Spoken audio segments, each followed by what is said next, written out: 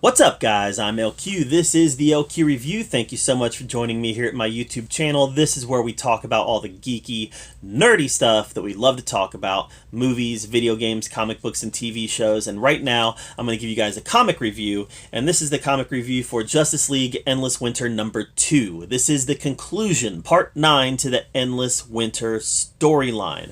And first thing that you notice when you open up this book is how colorful it is. There is a lot of contrasting colors in this book, which makes it very easy to follow the action, and very easy to identify who is who.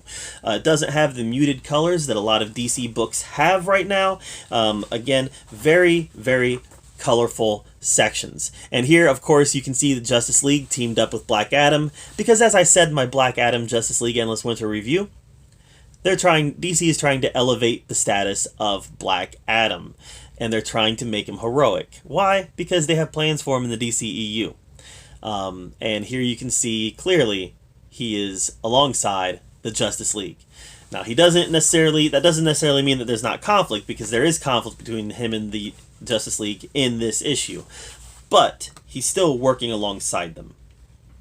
We see a resurrection, as we've already discussed in Justice League Dark, a resurrection between the Viking Prince, and he takes on the Frost King Avatar, which is a fun, albeit short sequence. And we also, by the way, I've talked about this before, I just love Batman's Arctic gear. That's so much fun. That's so cool. And they find the Frost King, the actual Frost King's body. You know, that they're not using... where he's not using an avatar. This is his body, and they're able to find him, so that therefore they might be able to defeat him.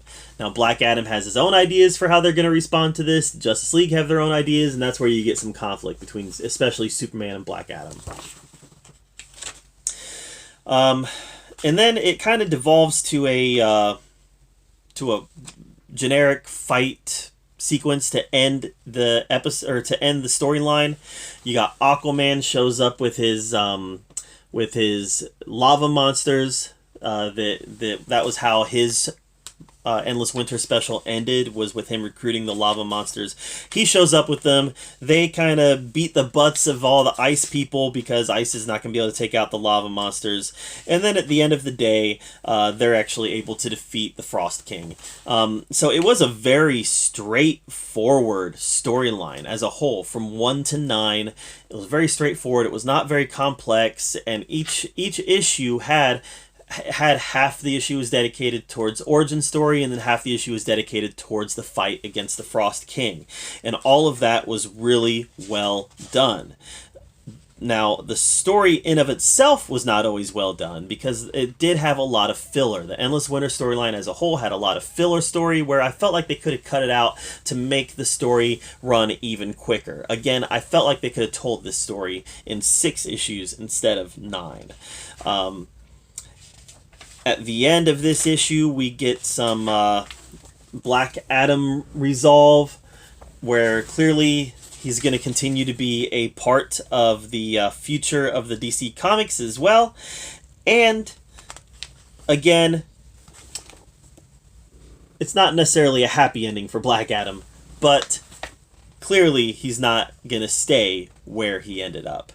The Viking Prince... they asked him to stick around, that he could inhabit the swamp thing,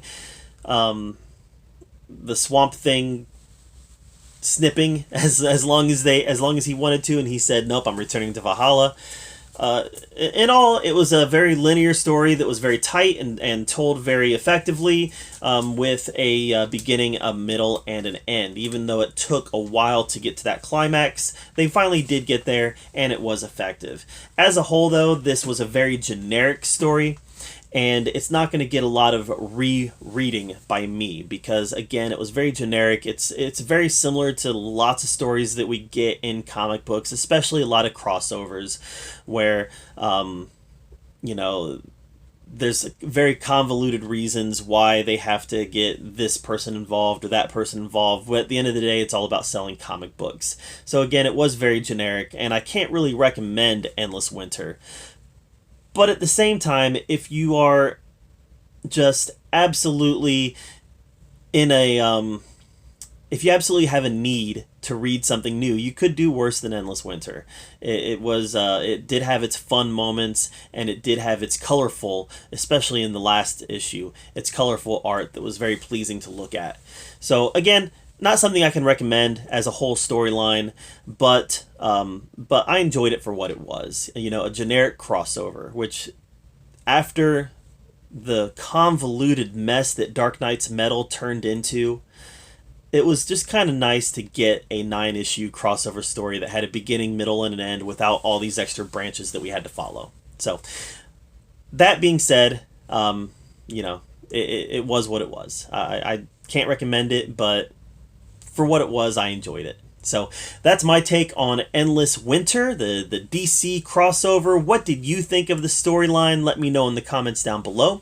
While you're down there, make sure that you subscribe to my channel. And as always, thank you so much for joining me right here at the LQ Review, where we get to talk about all the geeky, nerdy stuff that we love to talk about. And until next time, we'll see you later.